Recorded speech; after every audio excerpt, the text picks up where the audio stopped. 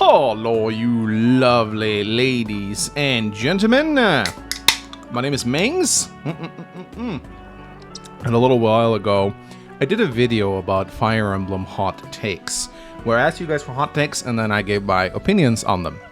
But someone rightly pointed out in the comment section that taking the top voted hot takes actually defeats the points of hot takes, because, when someone upvotes a bunch of comments, then that means that, they're agreed with. So that kind of defeats the point. They're lukewarm takes at that point. They're hot takes that a lot of people agree with. The whole point of hot takes is to create opinions that people disagree with. It's kind of how to have controversial opinions. So this time around, ladies and gentlemen, I'm actually sorting the comments by least popular. And we're going to be reading out some of the least popular hot takes that I got on my thread. So this is going to be interesting. Let's begin with this one. So, in every single game, there are too many characters. In a game where leveling up is almost required, how in Naga's name are we supposed to train them all? Permadeath, I can understand, but why so many? Most of them, like Ivy from Engage, aren't even good. You see, now this is a hot take, because I think this is pure garbage right here. So, I think that the amount of fun you have when you play Fire Emblem is proportional to the size of the roster. The roster isn't the only thing, of course, but I've found that the games that I tend to go back and play over and over again are actually the games with very big rosters, like FE6. I like big rosters because when you have more characters to choose between, there are more ways to replay the game. As I said many times, I've played FE6 using every single character on the roster, unlocking all their supports and whatnot. I think it just adds to the replayability. It's not even about permadeath. Most people don't reset, or most people reset when they lose a unit when they play Fire Emblem. So permadeath isn't really the argument here, but it's about variety. The more units that are available, the more ways there are to play the game. It's fun to try out some of the less good units. So I actually think good rosters and units that suck are good for the game. People, units that suck can kind of get a cult-like fame status, People like Gordon because he's terrible. People like Volt in FE6 because he's terrible, and because they like making him work. When you don't have bad units, and every unit is good, then aren't all the units the same? Like Syndrome from Incredible said, when everyone's super, no one is. But, I think that the problem here is that this guy, if he's not trolling, is a completionist. And completionists in Fire Emblem, they like to max out every single character, they like to get every single support, they like to unlock all the secrets, they must 100% the game. And that is pretty much a playstyle that is at odds with how I play Fire Emblem. I think that you enjoy Fire Emblem far more when you stop caring about Fire Emblem. I know it's a meme by now, I know everyone likes to quote that line back at me, but what I really mean by stop caring about Fire Emblem is that you're not so hell-bent on having to play the game this way. You just play, and whatever happens, you accept it, and you keep playing. You live with your mistakes. Your mistake add to the charm of your playthrough, because, oh, you lost a unit, now you might have to train another unit that you otherwise wouldn't want to use. Oh, this unit had a really good weapon, and now it's dead. Oh, you're not going to be able to use that weapon. Guess you better find another strategy. Oh, looks like, you trained your nomads in FE6, now you have to go to Sake. You have to live with that choice. I think that you enjoy Fire Emblem a lot more when you don't decide beforehand that you have to 100% complete the game, train every character to max level, get every support. I think this is actually a restrictive way to play the game, because you're telling yourself, I have to do this. And so you lose out on a lot of enjoyment, I think. So yeah, don't do that, scrub. The series should die with its dignity intact. With the VTuberification of most anime-related LPs, it's only a matter of time before it becomes similar to Genshin Impact in terms of character design, depth, and story. So, as doomerous this take is, I do have to say I do agree with some of it. I think Fire Emblem is at a crossroads right now. I think it is at a crossroads where it needs to decide where it wants to go. Does it want to go back to its roots, where with a more classical Fire Emblem feeling, like Wyvern Knights and cool armor, and I understand that a lot of people make the argument that Engage was trying to go back to its roots, and on a few points I will actually agree with that. Engage did kind of try to go back to the roots of Fire Emblem with a simpler plot, with a dark dragon and all that, but I also think that the style of Engage was a complete deviation from what we're used to. Plot-wise, yes, Engage did actually try to go back to its roots a little bit, but style-wise and presentation-wise is very different. And I think Fire Emblem is at a crossroads now where they need to decide, like, which way Western Fire Emblem fan. Like, do we continue to go towards the shiny gacha models, or do we try and go back to a more gritty, old school Fire Emblem style? Is the gritty, old school Fire Emblem style even viable anymore? Is it even a thing that we can still do? I think these are just questions that the developers need to answer, and there is really no right answer. I think that if we go too far back, I think a lot of new fans are going to be alienated. If we don't go far back enough, old school fans are going to be alienated. Either way, people are going to complain because, you know, that's what we do. We're Fire Emblem fans. We complain about things. I mean, we enjoy that more than playing the game itself, I guess. Conquest is bad and boring. You know what? You're entitled to your opinion, man. That's fine. And I agree. I mean, I recently had this discussion with Speedwing when we did our Battle Press podcast. Like, Conquest is a very taxing game to play. I don't deny this. I really don't. Like, Speedwing likes Rev because Rev is easier to get into. You can kind of just, like, have fun. Conquest, at least on hard mode or above, is a game that demands a lot out of you.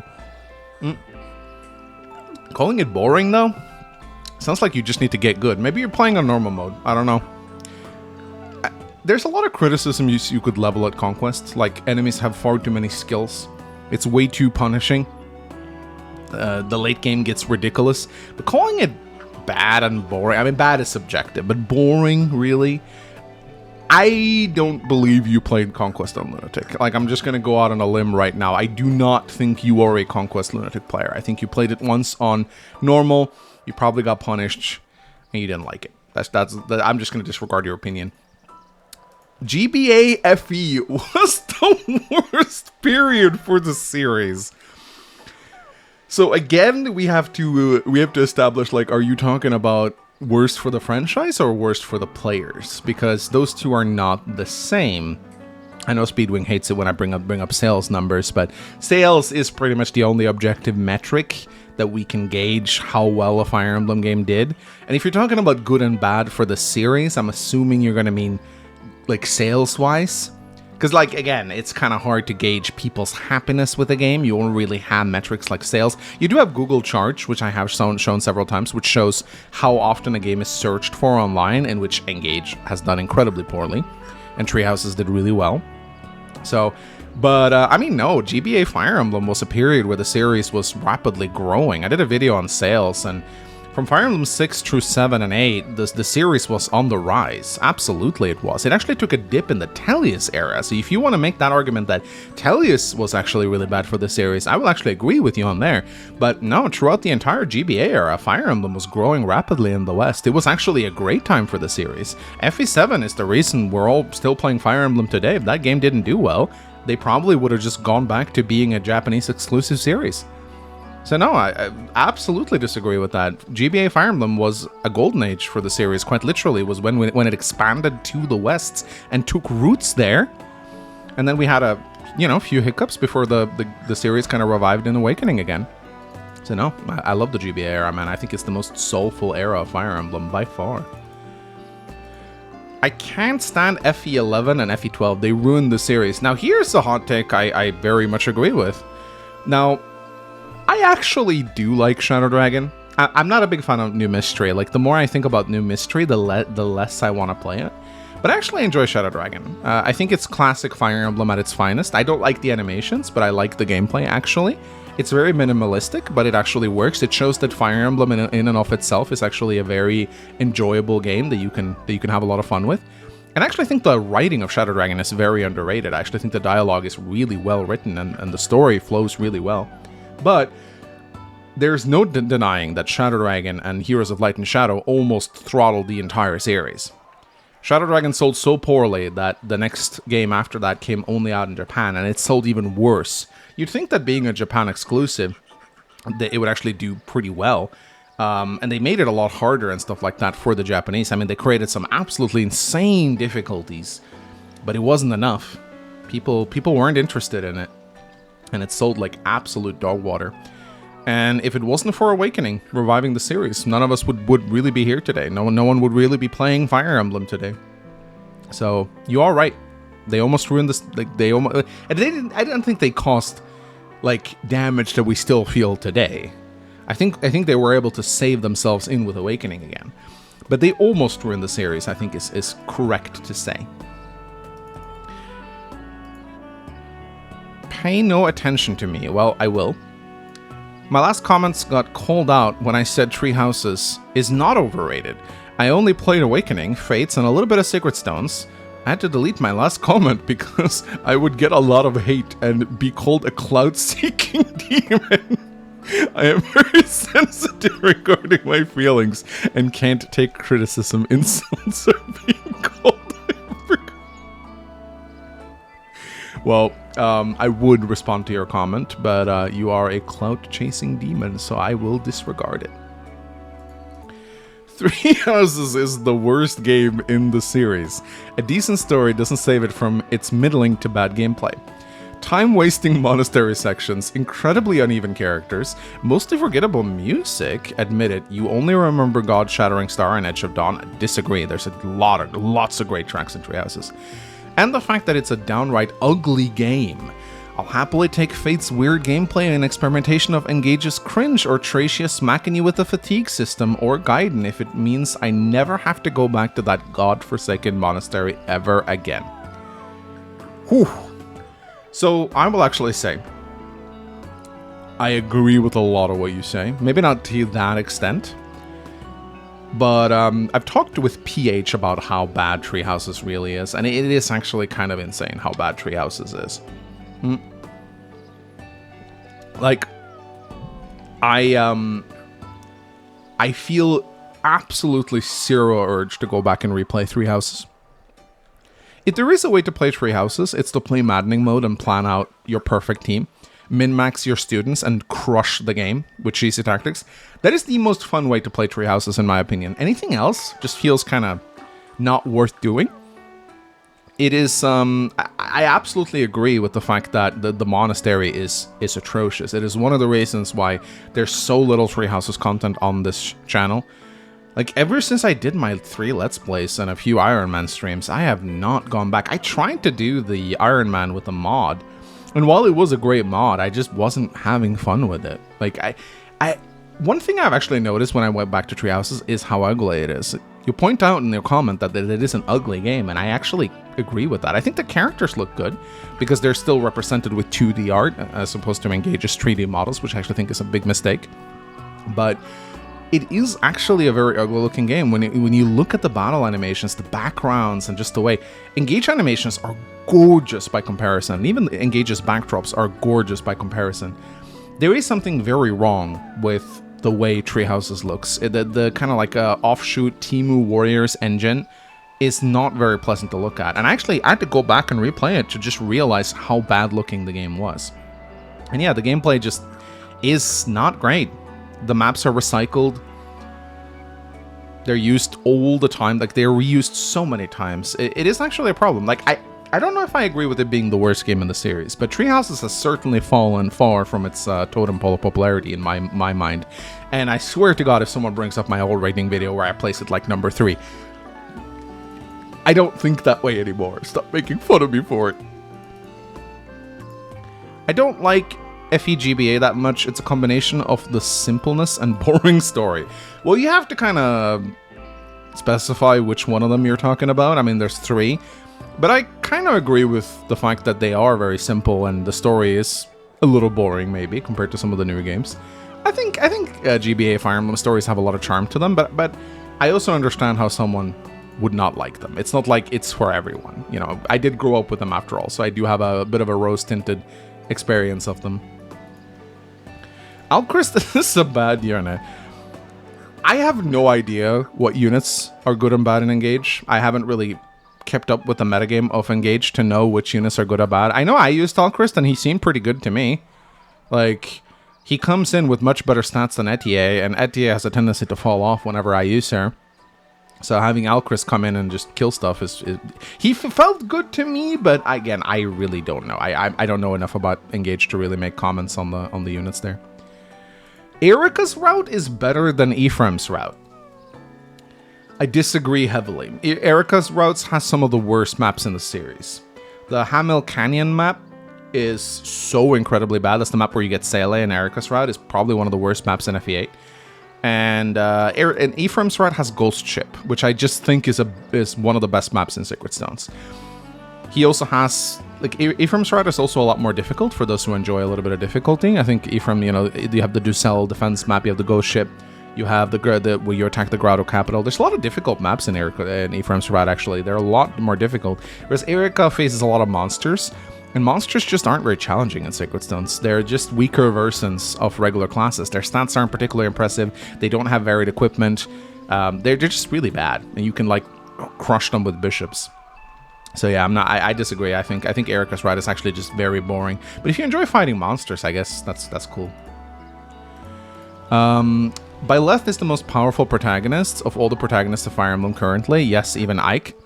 It's hard to gauge the strength of a Fire Emblem character based up against other Fire Emblem characters of other games, because it's hard to compare the strength of enemies in every game. You could of course compare their stats, but there are some games that would win out hard for that, like Tree Houses, for example. On Maddening, like, stats go to like 50 and 60. So you really have to just look at how much a character breaks the game they're in. Now, I know Byleth can solo the game on Maddening. It's been done plenty of times, but this can be done by, I think, almost every protagonist in Fire Emblem on the hardest difficulty. Like, Ike can solo the game on the hardest difficulty. Sigurd can easily solo the game on the hardest difficulty. I think maybe Roy might be one of the few protagonists who can't do that in FE6. In FE7, I'm sure Hector can easily solo the game, and FE8, Erika and Ephraim can easily solo. It's like, everyone can solo the game. So I'm not really sure how you really gauge that. I would say you probably have to say who can do it with the least investment, and that answer is easily Sigurd. Sigurd can just do it immediately. He doesn't require a grinding session. He just gets his silver sword and goes to town, and he'll just rush through his game like with very minimal loss of life. Like, there's one place where Sigurd can struggle a little bit. It's in the snow map of the first generation. There's some mages there with sleep staves that can take him down. And also, like, in the final map, he might spend some time against Longbolt and Reptor, because they are kind of scary and they have great shield and regalia of their own. But aside from that, Sigurd pretty much just breezes through his game. I know Byleth can solo Maddening, but I think it does require a lot of setup and training to get him there. And from the few, like, Byleth solo videos that I watched, they definitely had to do some crazy strategies on Maddening to make it work, with a lot of chances of failure, which was like Sigurd just breezes through his game. Difficulty of the game does have to factor in a little bit when you compare how broken a unit is. I know Byleth is good though. No one's disputing that, but if you compare him to like Robin in Awakening Lunatic Plus, which is also a game that's kind of insane, can you really say that Byleth stacks up to Robin in terms of breaking the game? Because yeah, Byleth gives experience to those around him, but Robin literally gets Paragon when pairing up. So I think you're just wrong, but, you know, that's the whole point of this video series. If 6 Marcus is the worst Jagan, besides Jagan. Worst in terms of stats? Yes. Best in terms of pure design? Absolutely. He's insane in terms of design. The problem with Jagans in most Fire Emblem games is that they're too good. Like Titania, Oifi, and yes, I call them Jagans. I know people like to call them Oifi. They're Jagans, okay? Let's stop inventing archetypes here. So, yes, FE6 Marcus is probably, like, I'm gonna have to go through every single Jagan in the series now in my head to just see if there's anyone, like, worse than him, aside from, like, Jagan himself. I think stat-wise, they are 2 of the weakest, but that's why I like them. Because they don't steal kills in the early game, and they do fall off like they're supposed to. They're not like Titania, that kills everything in the first 7 chapters and then sticks around for the whole game. She may only fall off on Clash. So, no, I think Marcus is... You are right in that he is one of the worst, but that is actually what makes him one of the best, in my opinion, because a Jagan shouldn't steal the show. Let's move on to the next one. Ghost Ship is a well-designed map. Yeah, it is. Sort of. It's a little rough how it, like, ambushes you from behind with gargoyles, like, right in the middle of the chaos. And I don't like how Dosla can just go and die and La Rochelle can get killed before you get to her. There are some problems with it, for sure. It's also a little spammy. Like, if you attack the Ghost Ship My goodness, will you have to watch a long enemy phase. So it's far from perfect, but it's a really cool map. So it's memorable. Cool, like it's actually not called Ghost Ship. I think it's called Phantom Ship, isn't it? People just call it Ghost Ship for some reason. But it's one of Sacred Stone's better maps, in my opinion. Fire Emblem as a franchise has only survived over the years due to character designs, visuals, and music. So for the next Fire Emblem game, they should prioritize character, story, gameplay.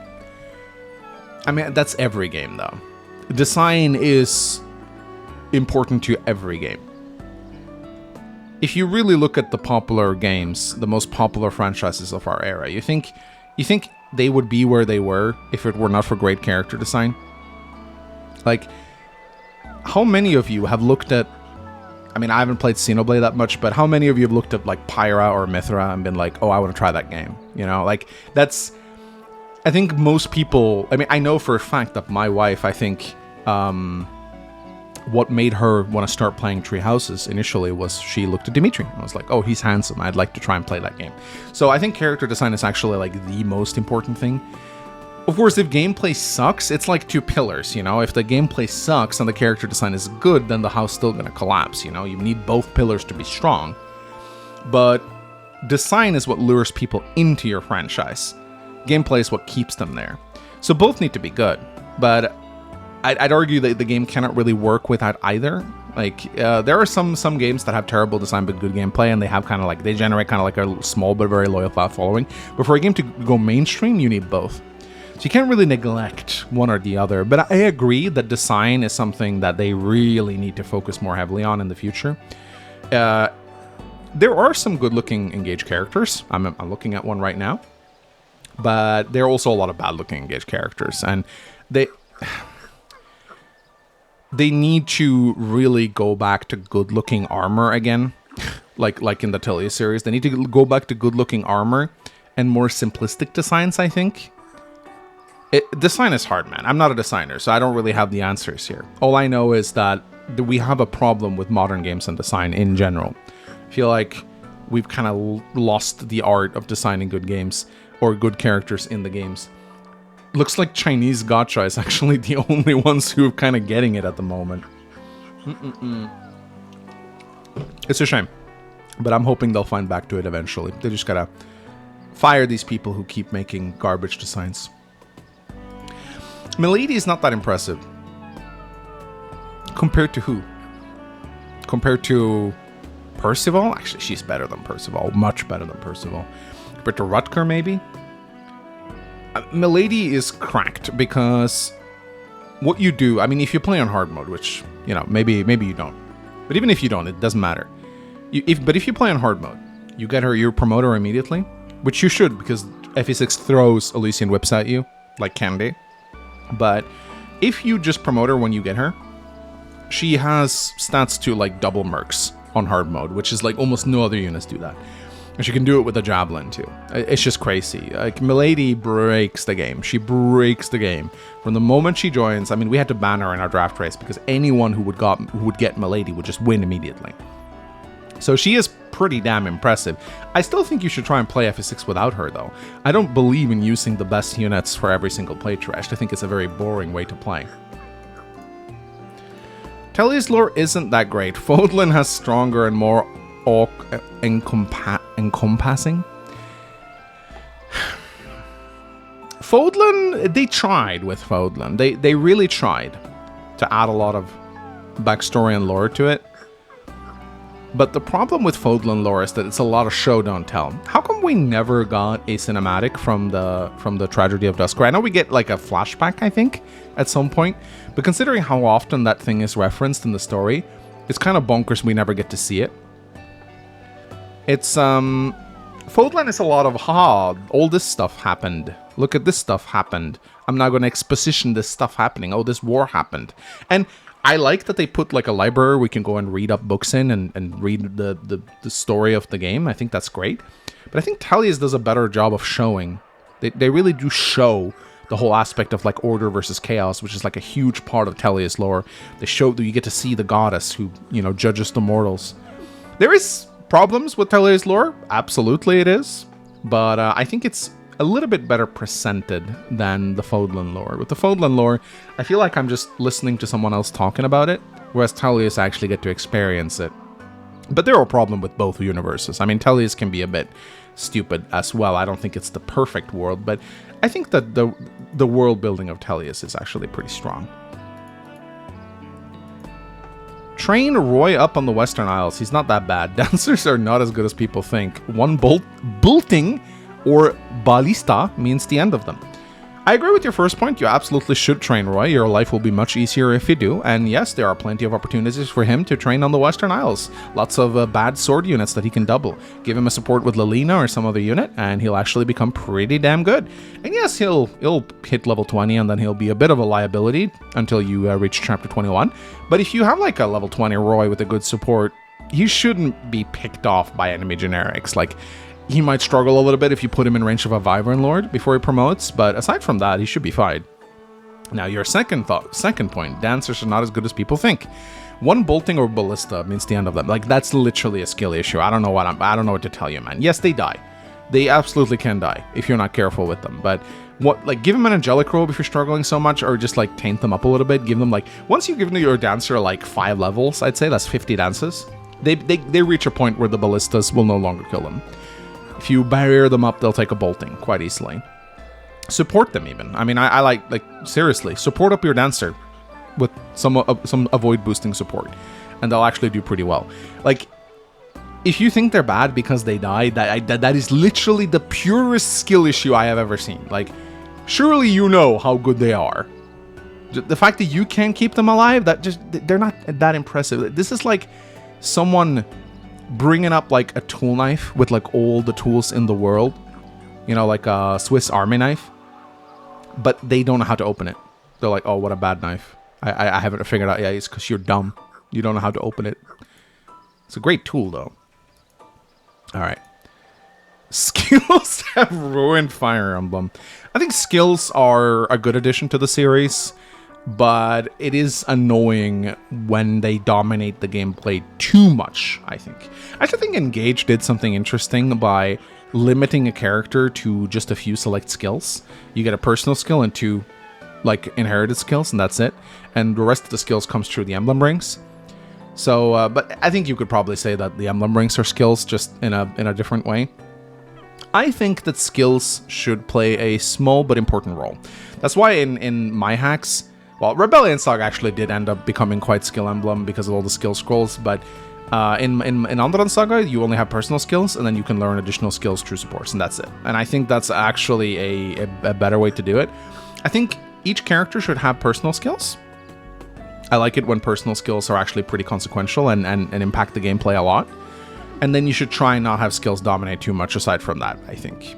A couple of class skills are fine, but you want them to be rare and scarce. I say scarce sometimes. People have fun of me for how I pronounce it. I think skills are good, but they shouldn't dominate too much. I mean, that's pretty much the criticism I have for Engage as well. Like, I think the rings just dominate the gameplay a little too much. I don't think any one thing should dominate the gameplay too much. The gameplay should be in focus, and everything else should just complement the gameplay. Oh my, what is... Bro, I'm not reading that. I'm not... Dude, you gotta... Like, seriously. Oh my god, Dude, keep But now I'm curious. Okay, you know what? Fine. I will read your gigantic wall of texts, okay?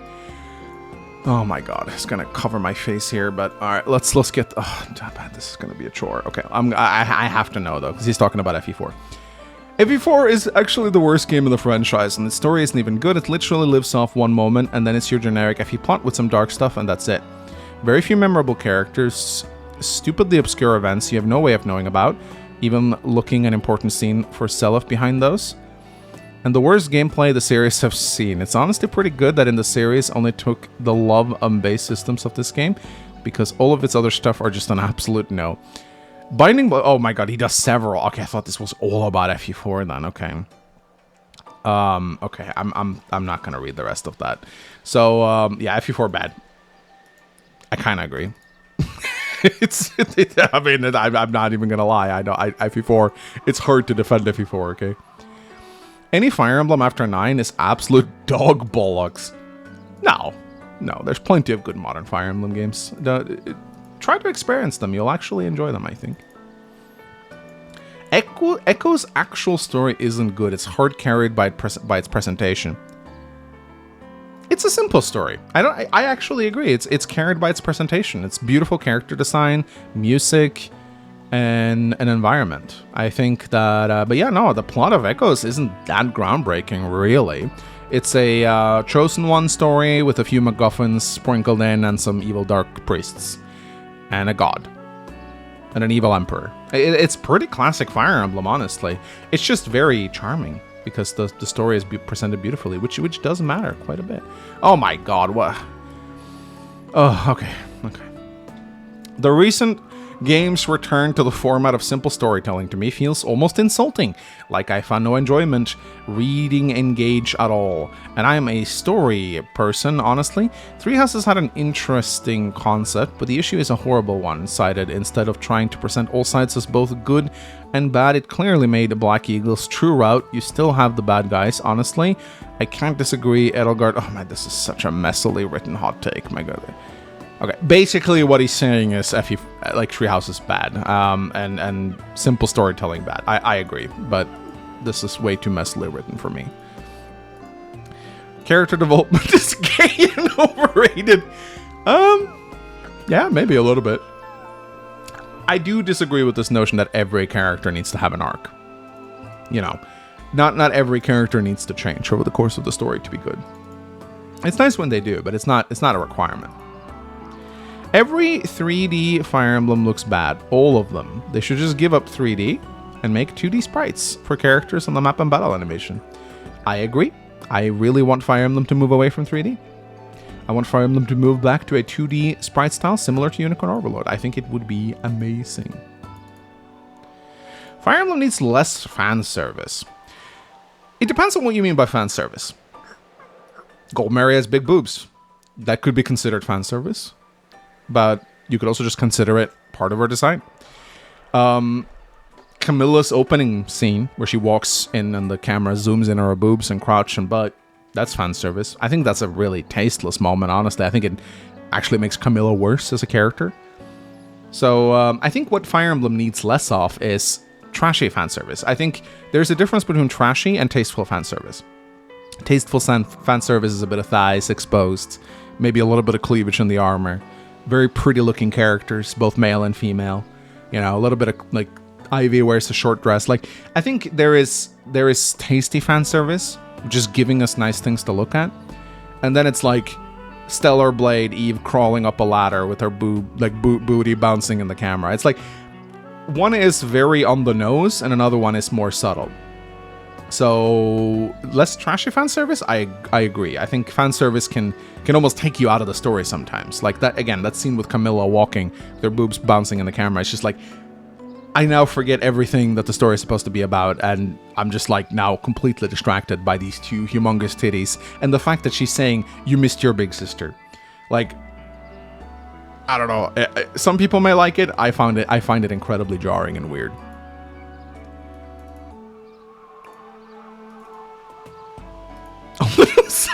So good. This was one of the least...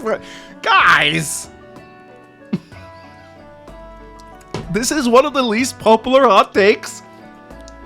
I'm ashamed by you guys. Fire Emblem 4 and Three Houses are the only games with good plots.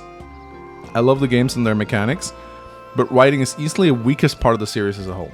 I agree that Fire Emblem writing has never been amazing, actually. There is, like, anyone who thinks that Fire Emblem, even the old school games, were these, like, masterpieces of writing, clearly haven't read a good book. Even FE4 is not all that great. I just think it's the best writing in the series. But that doesn't mean it's great. It just means that it's better than the others. Three Houses is... They made an attempt, at least, with that, and I have to congratulate them for trying to make a good world, even though I think they do fail in many aspects. But Fire Emblem writing has never been masterful. If you want to actually read a good story, then there are a lot of good books that you can read.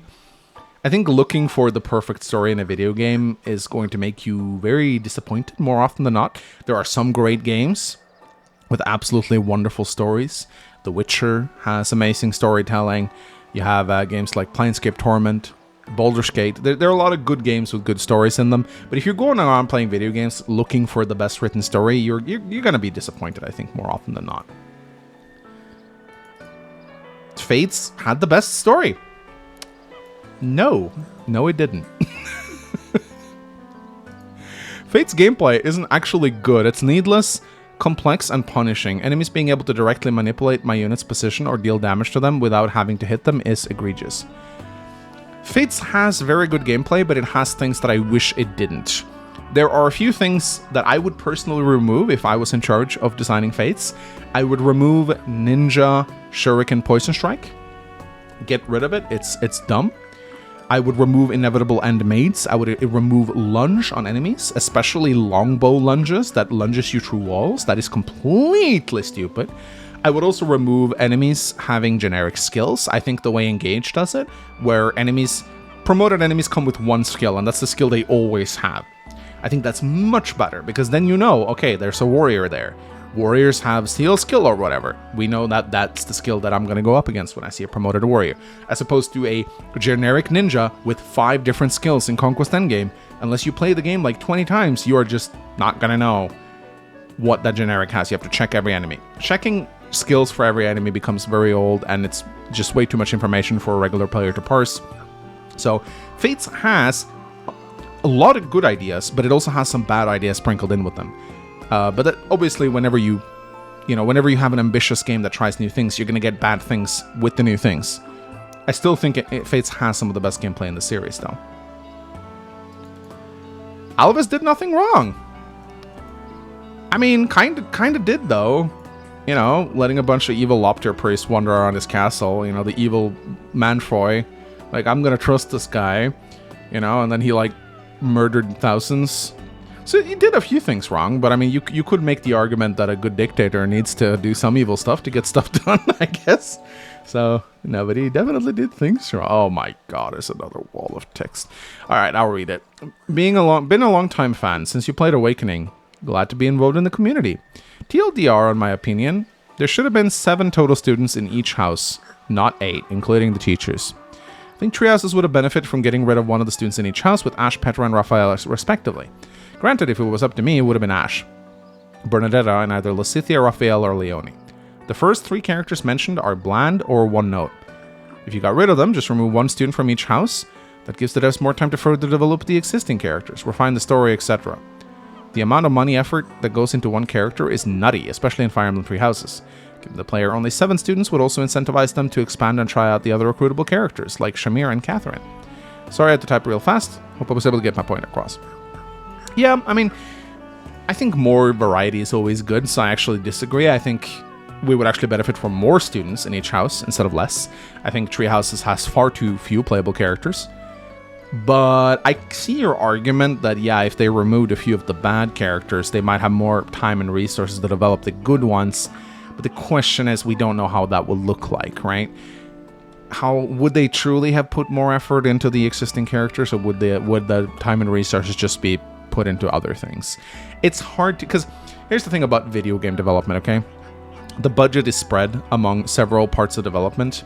You know, you have a budget for art, you have a budget for voice actors, you have a budget for this and a budget for that. And it's hard to know how one budget affects the other. It might just be that what would happen if they just cut 1 student from each house is that they just would have ended up spending less budget total on the students, and just maybe there would have been more time going to like quality assurance or something. Now, I agree that some of the students in Treehouses are bland, but again, I think more variety is just better. So I'll take an extra character, even if it means that they're a bit one-note and boring. That's just my opinion, though. I just like variety. Lava maps with heat tiles aren't bad. There's the Gorgon map in FE8 that I actually like a lot. That's mostly just because the eggs give so much experience, and I like training my scrubs there. It's pretty much the only reason. My goodness, we have, how many more hot takes? We have 3 more. Fire Emblem Heroes saved the franchise. Maybe? Here's the thing, though.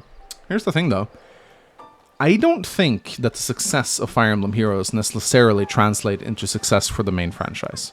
And actually, I've seen something kind of worrying lately over the past few years in Heroes, more and more OCs are winning Choose Your Legends and getting the spotlight.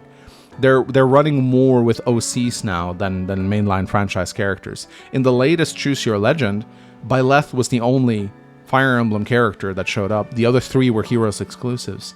I think Heroes is actually transforming into its own game, and it's actually breaking away from the series and becoming its own thing. And that's actually very sad when you think about it. It means that the developers don't have faith in the mainline casts to actually bolster popularity anymore. They're designing their own OCs, and most of them have very like ridiculous features and, you know, like massive boobs and chests and very over-designed. Like I saw like Baldur was one of the characters that recently won, and you know, I mean, I'm not a big fan of her design, but I understand why people would like her. But it actually is very worrying for the franchise that Heroes is just not really featuring that many original, or they're featuring only original characters, their own creations. And it speaks to the fact that the franchise might be declining a little bit. Fire Emblem 4 is slow, clunky, overrated trash. Well, yeah, we've already been down that road. Okay, let's go for the last hot take, shall we? Oh, right, never mind. That was actually the comment that I saved. Okay, well, that's 41 minutes of actual hot takes, though. I think actually these were much better than the previous video, and I hope you guys enjoyed them as well. Yeah, let me know if you want me to do even more. I mean, there's like 400 comments on the post I made, so there's certainly a lot of hot takes to go through. Anyway, ladies and gentlemen, hope you're having a wonderful Saturday. My name is Mangs. I'll see you again soon. Bye-bye.